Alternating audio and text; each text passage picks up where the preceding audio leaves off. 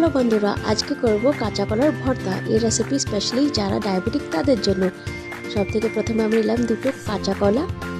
তার উপরের অংশ নিচের অংশটাকে কেটে বয়েল হতে রেখে দেব। এগুলোকে ভালো করে বয়েল করে তারপরে এদের কাপড়গুলোকে খোলা হবে, মানে এগুলোর ছাল ছাড়ানো হবে। ছাল ছাড়ানোর পর ভালো করে এগুলোকে ম্যাশ করব। আপনার মনে যদি কাউকে নিয়ে রাগ আছে তবে সব রাগ এই কলাগুলোকে ছেনে কুটে এই কলাগুলোর উপরে বের করে দিন। তারপরে নেব আমরা পেঁয়াজ, টমেটো, কাঁচা লঙ্কা, আর নেব ধনেপাতা, আর নেব লবণ।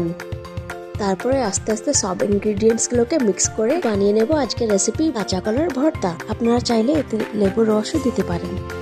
এইভাবে কাঁচা কলার ভর্তা করলে মনেই হবে না যে আপনারা কাঁচা কলার ভর্তা খাচ্ছেন, বরং লাগবে আপনারা আলুর ভর্তা খাচ্ছেন। Thanks for watching, bye bye.